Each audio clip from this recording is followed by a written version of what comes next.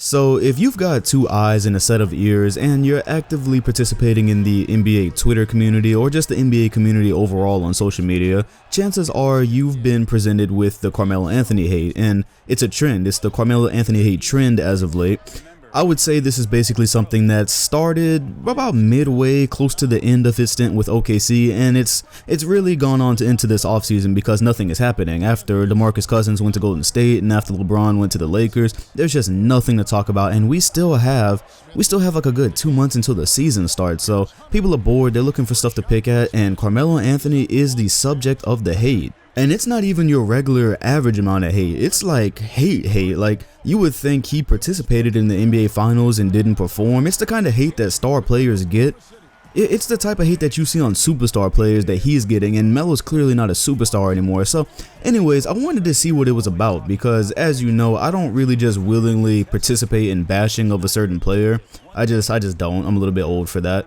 But I wanted to do my own research and see what it is that's got people going at Melo, not only for last season, but now it's to the point where people are just calling his career overrated and saying that, he was never that good, or his career, just all this kind of stuff about a player that I watched in his prime who was considered, probably like top 5, around top 5 at least, consistently during the 2000s. So rather than just argue against everybody hating on him, I wanted to see what exactly it was they're talking about. And here's what I found. So with the Oklahoma City Thunder, Melo had a terrible year, and there's no denying that. He only averaged 16 points a game, and it was on 40% field goal shooting, and he didn't play defense. So with those numbers and what you actually saw while watching the game and missing open shots and all that stuff, he's no better than your average role player last year. So that was one thing I saw.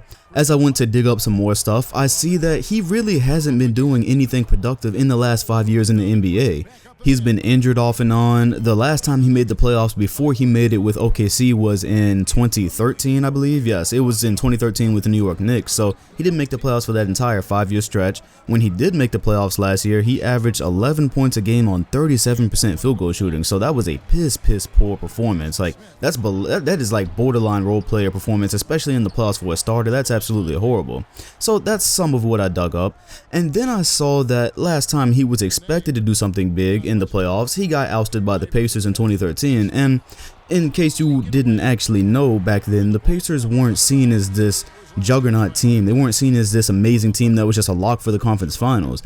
They gave the Heat a run for their money in the 2012 playoffs after Chris Bosh got hurt. That did happen, but coming into 2013, I believe that the Knicks had won 60 games that season, and it was probably the best roster Melo had ever had. And that team lost to the Indiana Pacers in the second round. They didn't make the conference finals. Most people were expecting a Melo and LeBron showdown in 2013, but that didn't happen. I do need to throw in there that wasn't totally his fault. He performed very well. He performed well. He performed well for his standards back then in that playoff series against Indiana, and the rest of his team kind of played like garbage. So that's kind of like a Chris Paul situation where he takes a lot of the blame for really what was the team's fault. But anyways, moving on. Relative to the type of player Carmelo is and has been throughout his career, he hasn't had much success. He's part of this 2003 draft class that we all look on very favorably because we think it's one of the best, having Wade, Carmelo, Bosh, and LeBron James. He's part of that. But all of his other draft mates went and had success. And we're talking about a guy who we all did used to say was around the top 5 player. He was a player so good that the New York Knicks and the Brooklyn Nets got into a bidding war for him. It was an entire bidding war that caused the Knicks to give up half of their roster to get him. That's how good of a player he was back in the day. But you look at the success throughout his career, he's only played in 1 conference finals, and this I actually just found out today because I hadn't looked at it. He's only made it out of the first round 2 times in his entire career. That's something I did not know. I knew players like T-Mac had only made it out of the first round 1 time when he was riding the bench for the Spurs, but it's like, okay, I'm starting to see the picture now because Melo has had a lot of hype around him for a long time. And during the 2014 free agency period, we were looking for him to go to the Bulls to possibly turn them into contenders with Derrick Rose, and his name has always gotten a lot of hype around it, but not even making it out of the first round for a player of his caliber. Now I'm starting to see where some of this chatter is coming from. But okay, back it up a second, we also have to keep it fair because he was playing in the Western Conference, and the Western Conference is always, most of the times, 9 times out of 10, it's a bloodbath. And I wanted to make sure I wasn't just talking about some random stuff. So the teams that he lost to in the West with the Denver Nuggets, in 2004 they lost to the Timberwolves that had the MVP Kevin Garnett, and they eventually went on to the Western Conference Finals. In 2005 they lost to the San Antonio Spurs. The San Antonio Spurs went on to win the NBA championship that year.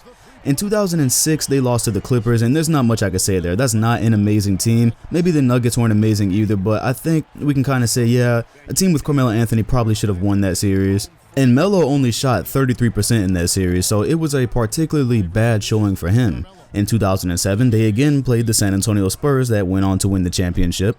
In 2008, they went on to play the Lakers in the first round. They went on to go to the finals. They didn't win the championship that year, but they went there. And in 2009, this is the most success that Carmelo Anthony has ever had in the playoffs, going to the Western Conference Finals and actually winning 2 games against the possessed Kobe Bryant Lakers that went on to win the championship and then repeat. And that was an interesting series because that's the one where when people say Melo can't play defense, I always bring up 09. It's like when he really wanted to, he did, because he didn't give Kobe problems, but the effort was there if you watch it on tape. And then in 2010, that was his last year with the Denver Nuggets, and they got beat by the Utah Jazz. Utah Jazz, never a super amazing team, but they were a 50-win team. In the West, you were always playing a team that was above average in terms of the entire NBA.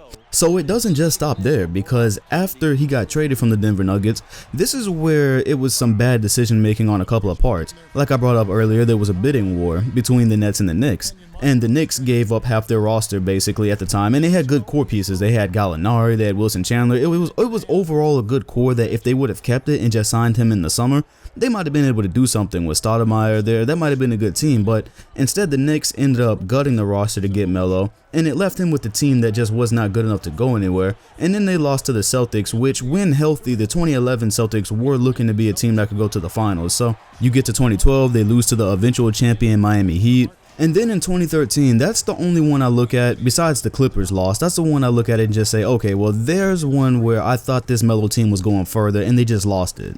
So as you can see, I just went through his playoff competition, and most of those were either pretty good teams, or they were eventual NBA champions, or they were past NBA champions, and it's like, that's some pretty stiff competition. And after 2013, everything just more or less fell apart. He decided to stay with the Knicks, which I believe that's an interesting conversation there, right? Because on one hand, people say, oh, you should stay with the team and you should be loyal. But then on the other hand, when you do it like Melo did it, and it looks like he just stayed for the money with New York, now you got people saying, oh, all he wanted to do was score and make money and he wasn't driven to win. So that's always an interesting conversation there. But regardless of what's being said, that's kind of what happened. He stayed with the Knicks, they started rebuilding. The rebuild didn't go like people thought it was going to, and then he got shipped off to OKC, and he didn't make the playoffs one time after 2013 with the Knicks. So now he's on OKC, and this is, I think, kind of important to what people are saying about him today.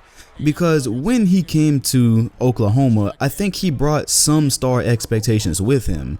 We all knew it wasn't like the Carmelo Anthony from 2013. It wasn't the Carmelo Anthony from 2009. We understood that, right? But the year before he was traded there, he was still averaging 22 points a game, and he was doing it on 43% field goal shooting. So that's not amazing, but we were thinking, okay, now he's playing with some other stars that are going to demand attention, and Paul George and Westbrook. So it looks like he's going to be catching and shooting a little bit more. Maybe his points are going to go down a little bit, but the percentage probably should go up. And I know that's really what I thought. And then he lays an egg. He has 16 points a game and 40% shooting, and he's not playing defense. And I think that's like the crux of the whole thing, right? Because now people are looking at him as the Melo that was supposed to help OKC probably not be title contenders, because no one was really going to be Golden State, but definitely be a lot better than they were, and not being a first round out to a team led by a rookie. And then it's really important what he says as well, because I'll even admit Carmelo Anthony does talk as if he's too good to ever play a backup role. And now he's with the Houston Rockets, where it was rumored that Mike D'Antoni was thinking of him coming off the bench. And that's really awkward, right? Because a couple of weeks before that, Carmelo came out and laughed again. I think this is like the second year in a row he laughed at coming off the bench. And then he said, I know how to play basketball and all of this. Basically just It comes off as Melo saying I'm too good for the bench when his numbers say you need to be on the bench to help a team. So when you combine the way he talks with the way he plays with the relative lack of success that he's had for a player of his stature throughout his career, I think that's where a lot of the talk is coming from. Now, I'm not saying I'm on board with everything that's being said because, you know what, today he does deserve some of the criticism he gets. I think the bashing goes a little bit overboard, but being the type of player he is and just laughing at a bench roll, I think he does deserve some of the blowback he gets from that. But the part I have a problem with is when people start talking like Melo was just never that guy, right? People just start looking at numbers because you know people who never saw a player play, they just love to look at numbers and have them tell the entire story, and they don't go back and watch the tape, they don't do anything to back it up. And so now the conversation starts to become a player that was a volume scorer and he was barely efficient for most of his career with the Nuggets or most of his prime. And that's where I start to draw the line because it's like, alright, let's back up for a second, okay? Because in 2010, when the whole trade thing was going down, I understood why the Knicks did what they did. Because giving up half of their roster, it looks silly now. But when you're thinking that, okay, he could go to the Nets and he could sign there and maybe we lose out on him, Melo was that type of player at the time. And you were always thinking if he had some better pieces around him or he had the right pieces around him, maybe he would go further. And that's why I don't get on board with the bashing, because if you look at the section where I was naming all his opponents that knocked him out in mostly the first round, that's why I was looking at that going, you know, 95% of them were teams where you could understand if a guy didn't have so much support. You kind of understand how you get knocked off by the Spurs and the Lakers constantly, or a team with an MVP. It's not like playing in the East where, you know, you get to play the Wizards or you get to play, you know, some other team that's just not that great in the first round. It's not the same thing. And so that brings to the conversation of, okay, well, what All-Stars did he play with when he was in this tougher Western Conference? And the only All-Stars Carmelo Anthony ever had when he was playing for the Denver Nuggets was Allen Iverson, which, not the prime Iverson, right? Not the 01 Iverson dragging the team to the finals, not that Allen Iverson, and Chauncey Billups, and not the Chauncey Billups that was finals MVP in 2004. And when you think in terms of, okay, we're going against Kobe and Gasol in the first round, and we're going with Tim Duncan, Manu, and Parker, those are some tough propositions. Those are some tough series to win. But as far as the Melo hate just by itself, I think it's a combination of his lack of past success for a career that most people hear about.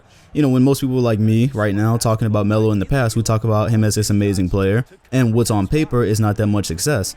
And I think the Melo hate is a combination of that and his lack of current success. Not even just the lack of current success, but his poor play combined with the things that he says. I think that's the Melo hate explained.